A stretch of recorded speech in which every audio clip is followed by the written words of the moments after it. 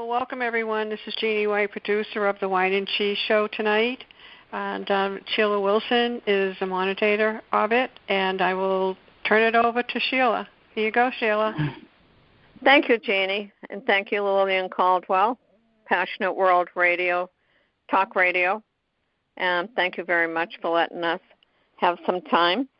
Tonight I have Amy Smith on, Liz Dalton, and myself. Tonight we're going to give you an update. Amy Smith will be giving you an update on what's really happening with the nurses over in the South Shore, and see if there's any floating going on or whether there's any masks being delivered or if their protective gear is there. And Amy, if you'd like to speak for a few minutes. Absolutely. My name is Amy Smith, and I work down here in the South Shore. And during this pandemic had been in my facility in the surge unit, have now gone back to my job in the emergency department. Just a little bit of an update of what's going on as the world is starting to reopen now. We are seeing a decrease, thank goodness, of our COVID population. We have closed our surge unit, able to contain capacity in our regular CCU, and we had a full COVID floor that was a tele floor that has been closed and is now having what's called a terminal clean. And they've moved those patients off so that they can reopen it they'll still be designated space, but it won't be the entire unit. So those are all positive things that are kind of happening out there. Yeah, it certainly sounds like it. But in the wake of protective equipment, we're still being rationed on our availability of the coveted N95 masks for us staff. So, hospitals have to have so much product on hand to prove to the state that they're kind of ready to open up and to do some elective things. Some not so elective, but not so emergent type cases. And really that's where the hospitals can kind of reclaim some of their financial losses. But they have to have enough product to say that they have those masks for the regular cases as well as potential for COVID to come back in more of a rampant form. And we as staff are still very much wearing our N95s, especially in the emergency room. We're still testing all patients. So for every patient that I see that gets admitted to the hospital, at some point I'm donning that mask to swab that patient. I personally prefer to don that mask when I arrive on shift, and I do not take it off or doff that mask until I leave the 8-hour shift of the day. But all staff are required to wear surgical-style masks or fabric masks while in the hospital, and that's all staff. But the N95s are still being limited. We are told that we can obtain another one, but they're not made available for staff to go and get. You have to call a supervisor. Depending on the supervisor, there are questions that are asked as far as the use of your mask. The FDA's come out with they shouldn't clean the masks, and yet they are. And instead of doing the UV lighting, which I know the FDA had said wasn't good enough, and it was breaking down some of the KN95 masks or the cellulose-based masks. I don't know how you'd tell the difference in looking at them. They've gone to sending them to a refurbishing company that's going to do their hydrogen peroxide chemical sterilization of them. Still not a proven form of cleaning and not proven to not cause harm to the nurse who then has to wear the mask. So that's really where the challenges are lying. What right from the very beginning, when I heard that you folks were putting the masks in Tupperware containers or putting them in brown paper bags or doing all this, does your institution or any institutions have you sign that you're okay with this, or is it just expected that all you nurses and everybody does it? And what about the ramifications? it is just expected that you're going to wear your mask until it is unwearable. And they leave that open-ended in the wake of us saying, I have likened it in meetings to Agent Orange for the Vietnam War. They cannot tell me 10 years from now the effect of taking a hydrogen peroxide gas, heat bonding it to a plastic polymer of some sort on these masks that create a seal, and affixing it to my face isn't going to cause me harm down the road. We know that peroxide is a carcinogen. Okay, on the phone. Right. So. That's scary. It's very scary. I mean, it's not right. They should know more than this, Well, and when we had mentioned it back at the beginning, they immediately took sending the masks out off the table, like, you know what, maybe they've got a point, we'll just do the UV lighting. And then when that was kind of debunked for them, they've gone back to it. £4. Yeah, then they don't seem to be using any kind of scientific knowledge or, I'm surprised that, the FDA would say that, or even I'm surprised, besides nurses, why are any doctors speaking out, or anybody that has any clout? We did have one of our doctors, I'm not sure if it was a resident or an intensivist, but it was somebody on the CCU that had affixed one of the battles back when they were first doing it to his face and had an asthma attack. See? We've had staff. And what happened with him? Well, he took it off, and I don't know if they got him another mask or another alternative. I'm not sure what he chose to do. He didn't wear that mask, though, and it made him ill. And we had other nurses complain about headaches. Like, they take the mask off, and like a day later, they still have headaches. It can't be right. I mean, we don't put peroxide twice on a wound. You can't be inhaling hydrogen peroxide. You should not be inhaling hydrogen peroxide, period. Right, and it's heat sealed. So you're changing the gas and affixing it to a different chemical. I don't know. You don't know any kind of chemical compositions that merge. You don't know what they are. They're not giving you that information. Right. How long is it going to sit on my face? I'm going to breathe it in. It's going to sit where? I mean, all of that stuff. It's just doesn't seem sound or safe. There's no evidence. And it's, Judy Parr said it best in that there is no I told you so when it comes to health and safety. There just isn't. Yeah. You can't go back and say, you know what, I'm so sorry we were wrong. Because bad outcomes are going to happen, potentially. Right.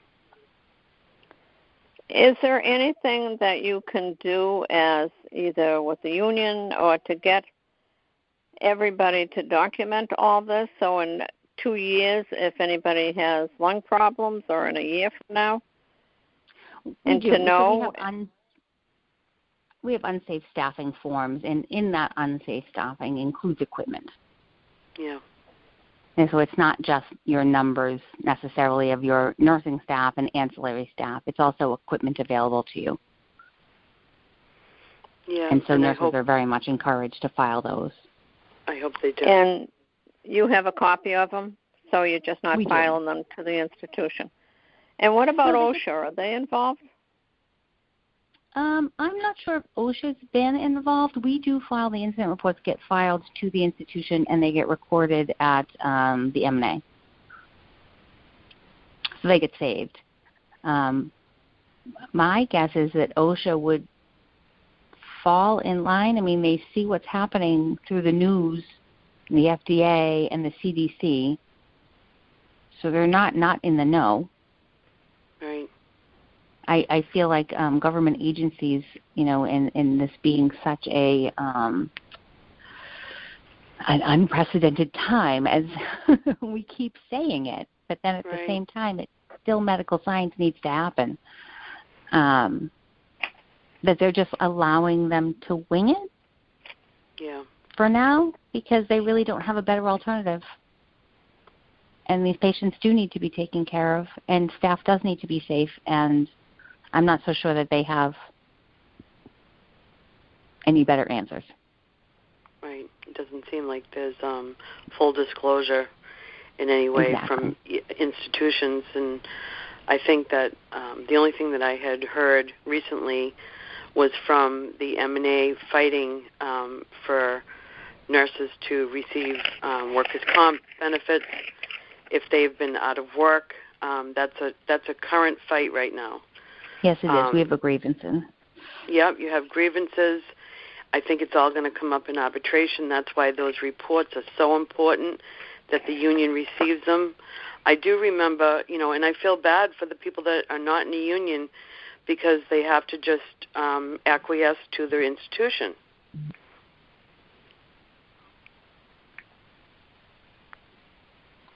So do they don't have any recourse because they're not in the union? Well, Is I that don't what think you're they saying, do. Liz? I think they have an opportunity to make complaints, and they still can call OSHA. But I don't know how. I do know that the large organizations that own many hospitals, the hospital association will fight this in legislation as far as not. We did the best we could. Yeah, they want to keep on the down low the hospital association because this is a thing that can affect thousands and thousands of healthcare workers.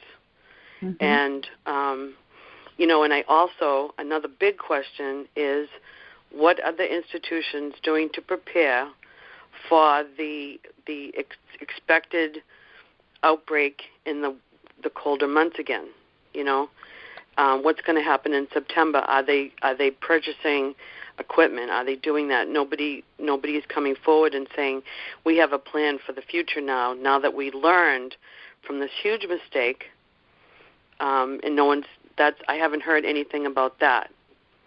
Well, in part that's so they have to give it's called an attestation to the state to prove they've ticked off these boxes. And there's a list of criteria, like 15 check-off boxes that they have to say are in place to move through phase one. And then, but who's the governing body to prove or disprove this? I mean, we do have a group, a board, if you will, committee of upper echelon at the hospital. I myself are included with my co-chair to these meetings, and we bring our questions forward. Where does that go? I don't honestly know. Is that like a safety we've only had one. Well, we've only had one meeting so far. Oh, okay.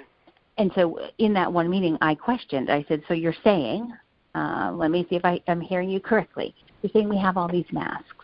So you're telling the government that we have our 2 weeks of supply that we have to have on hand should a surge happen. Yes, they said. Okay, that's great. So if that's in fact the case, why is it that I have to use the same mask for 2 weeks in a row with a cleaning in the middle if you're telling me? And don't get me wrong, life is rolling, so you should be, 3M has to be making more masks now. I mean, I can't imagine they're not. And you've got money, and so purchasing should happen on a rolling basis, and so you can't live in a lean life. You have to increase your par level. But the government's giving you extra money for that. So if that's all the case, where's my mask? And I really didn't get a great answer. Yeah. There was a lot of shuffling. It was a Zoom call, and so there was a lot of shuffling of papers and conversation. Oh my goodness. So we'll see what happens as the weeks go on. But if that's what you're telling them, so at some point, we'll try to figure out. You're not relaying the correct information. Who do I then tell that to? I don't have that piece yet. Yep. But it's accountability. I expect to be held accountable in my practice to my patients. If you look at my chart and you find something wrong, please bring it to my attention. I can't change it if you don't. Absolutely. You bring it to their attention, so like, true. Maybe you missed this little piece. Maybe you just didn't think about this one little. And they agree, but then it falls on deaf ears. Yeah, exactly. Now, do you know why we still don't have the masks? Hello, ladies. So sorry to cut in on you. This is Liz. Hello, Liz. Hello. Oh, my God, I'm so sorry. That's okay. No worries. Liz, we have... Thank you, Liz. We have Amy Smith talking, Liz. And she's a nurse that works down on the South Shore telling us about her masks. And I was just about to ask her a question as to why we still don't have enough masks. Okay. This has been going on for 2 months. The hospital's telling me we do. The hospital's telling me they've got plenty. They're not giving them to us. They're telling us they've got plenty on hand, but I've not seen them. Right, and that... Because they have to say that, at least to the state, so that they're allowed to then book surgery. That's not full disclosure because, when you think about it, just really so simply, if the mask is used that long, it's not effective. It's not effective for the patient. It's not effective for the healthcare provider.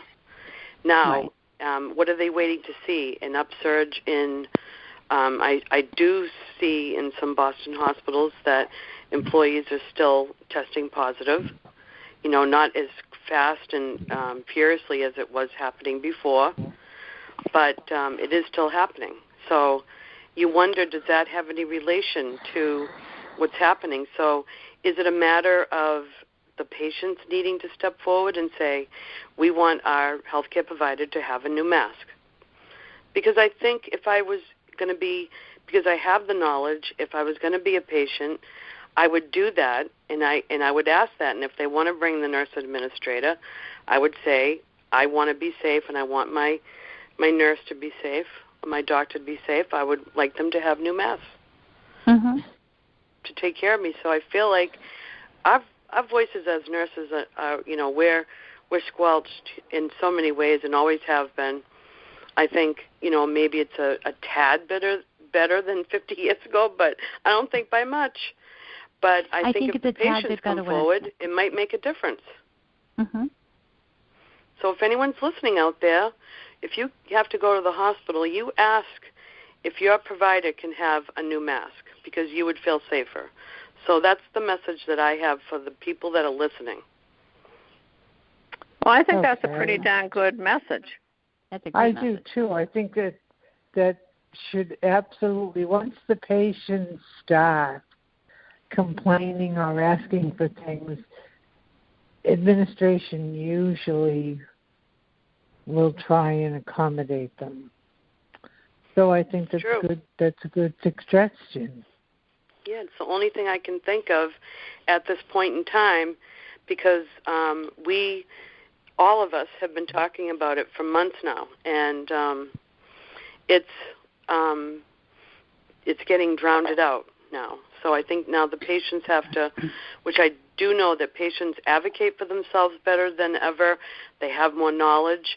Maybe sometimes, some of the things that they Google are not correct and stuff, but I think you just have to be patient because this is our new world with technology, But I think if a patient just asks for what they need, and there is the thing of, in the medical profession, do no harm, that's kind of where you need to come from and just ask for it.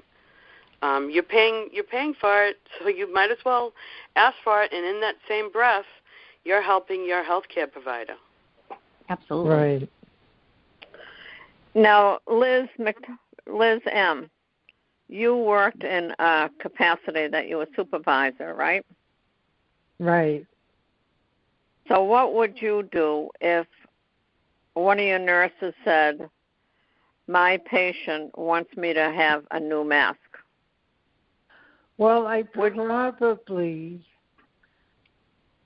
would go in and talk to the patient, and then I would try and accommodate them. So I would try and do what they ask because it only reflects on me or could reflect on me as the supervisor that I'm not working with the patients and working with the staff, because that's not what administration, they don't want to hear that you're not working with the staff, and they don't want to hear that you're not working with the patients. They want you to accommodate the patients, good, bad, or indifferent, as much as you possibly can. So in actuality, it might work. Oh, I think it would. I think if the patients, or even grabbing the patient advocates. You know, some of the hospitals have patient advocates, and if you talk to the patient advocate, because that's what usually happens if the supervisor doesn't resolve the issue for whatever reason, they send in the advocate to see if there's another way of getting around it. Amy, do you know if you have a patient advocate? We do have a patient advocate that's there during the day. Yes. Working the off shift, the overnight shift, it does fall on the night supervisor for sure. Mm-hmm. And she's very busy throughout the entire hospital. But would you try to see if you could get a patient to ask your night supervisor and see if it actually works? I can absolutely because if you could get one mask a night, you'd have 7 of them. Well, 4, I guess, and you could save them up. You could stockpile your own. But wouldn't that be great if their hands were tied? I mean, they're saying that they have all these masks, but they're not passing them out. Yeah, I think that just in my view, if I was at the bedside and I did that, I would become a target by the administration.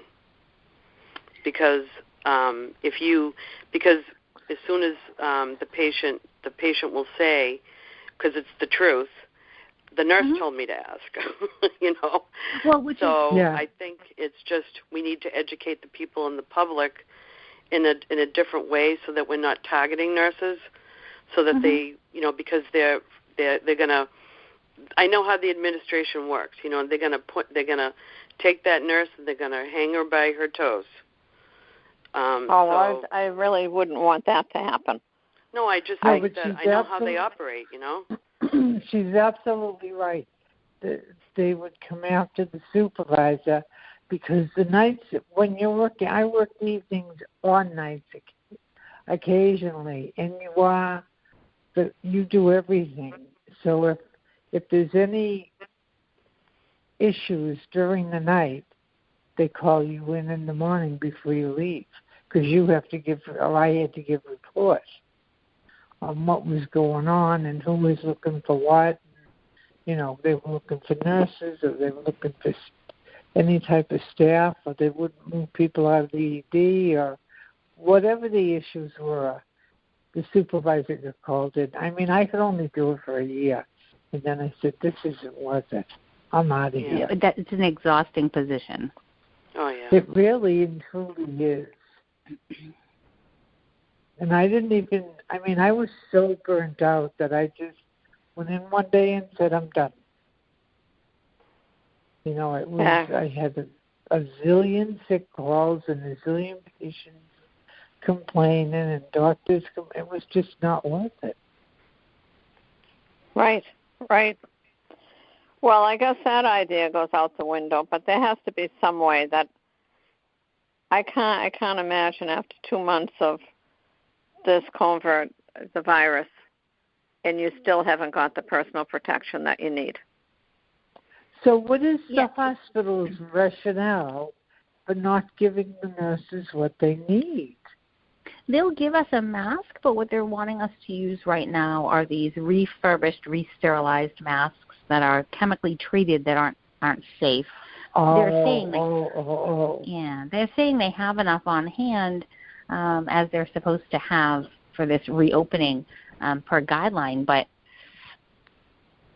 you know, we had asked them point blank, are you considering your refurbished masks in your allotment? And they said no. So if that's the case, then start passing out the new ones. Right.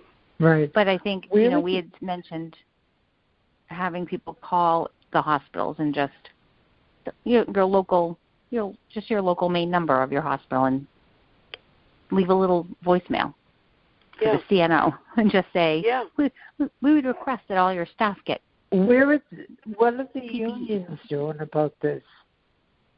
We have a lot.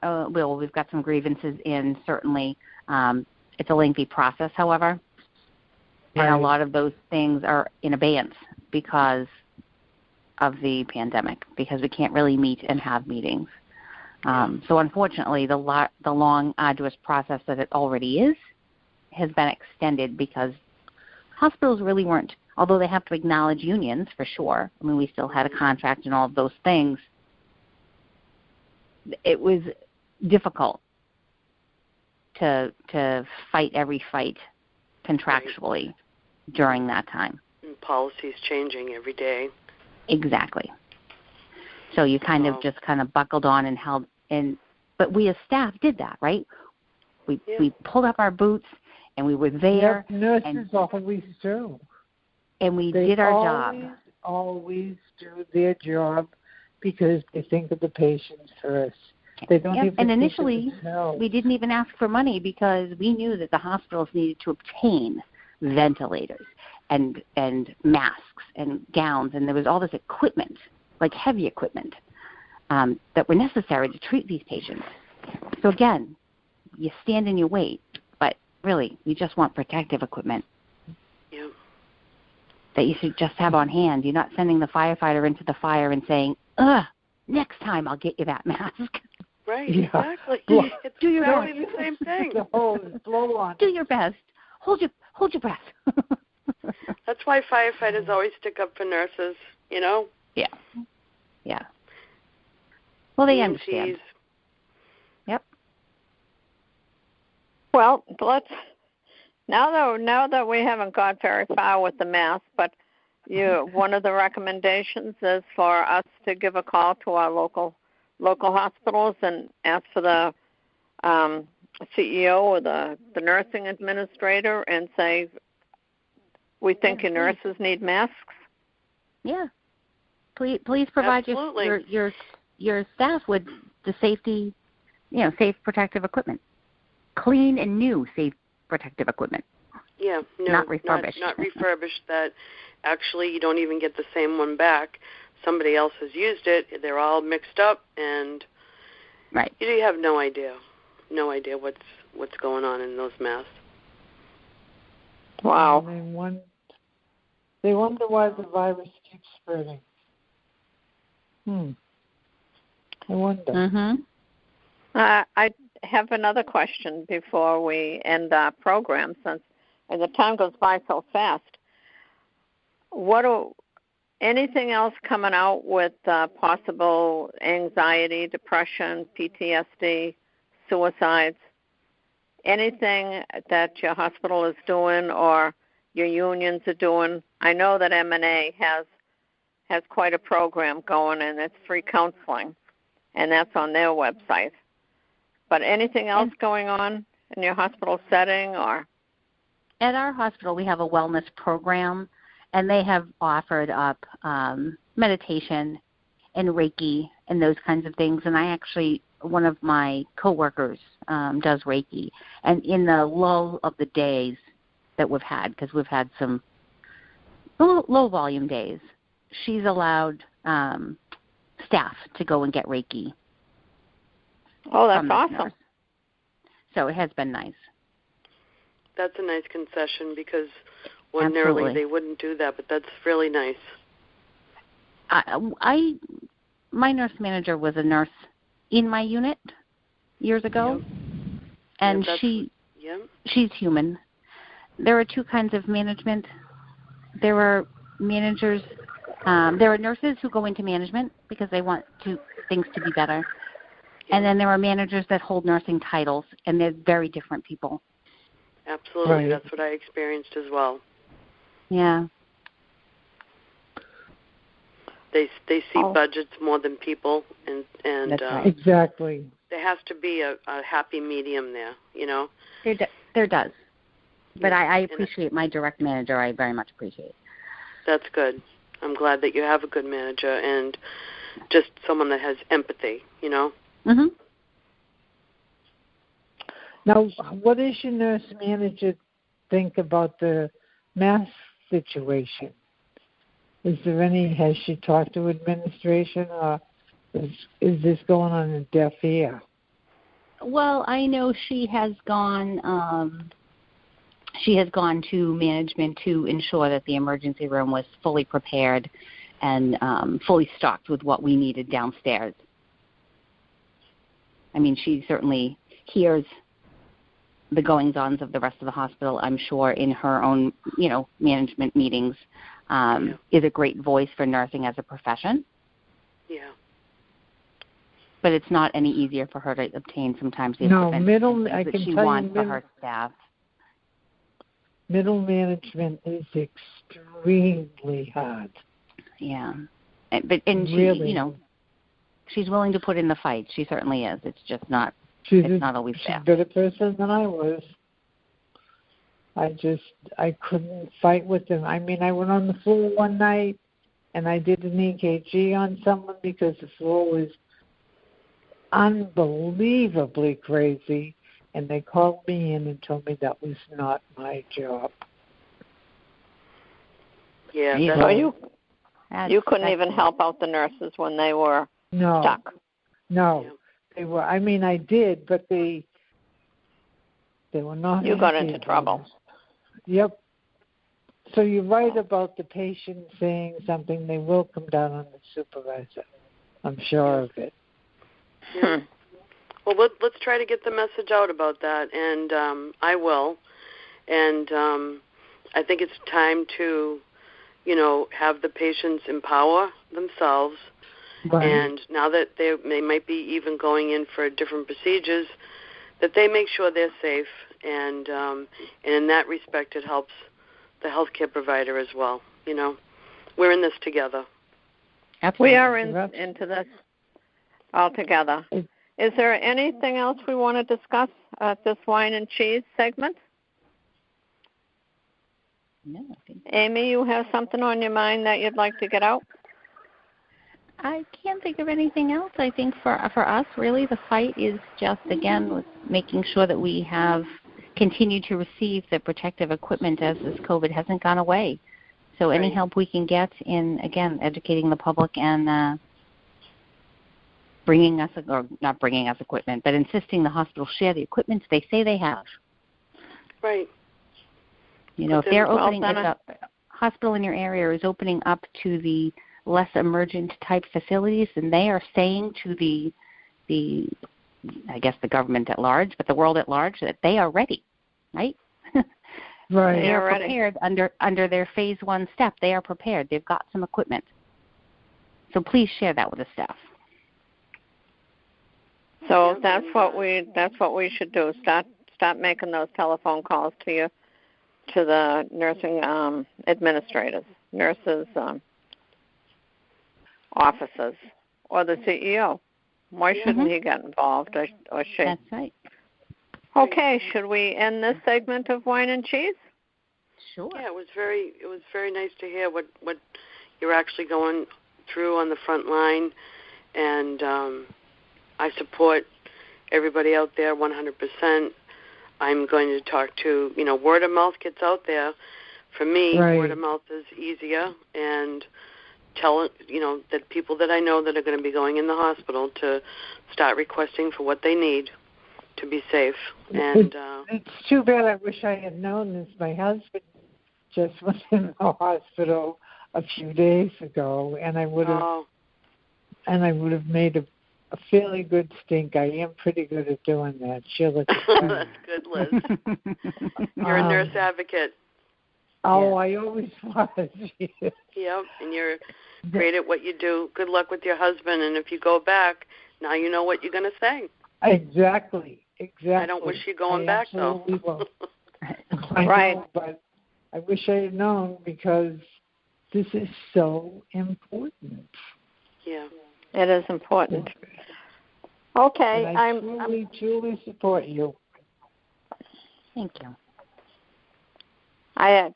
Why don't we end this segment, and we'll say goodbye and thank Jeannie White and Lillian Caldwell again for Passionate World Talk Radio. and allowing us to come on and wine with our cheese. I thank you, ladies, and I continue to wish you good luck with your jobs. Yes, thank you. Amy, you be safe. I will. Thank you. Be Jeannie? safe. Yes, I'm here. I'm waiting. Okay. So I will, for Amy Smith, Liz Dalton, Liz McTomney, and Sheila Wilson, we're going to say good night, and we will see you on the next Wine and Cheese. Okay. Okay, good night, everyone. ladies. Okay, everyone, this is the end of the show for the Wine and Cheese, and they will be back again. This is Jeannie White, producer of the Wine and Cheese Show on Passionate World Talk Radio. Thank you, everyone. Bye now.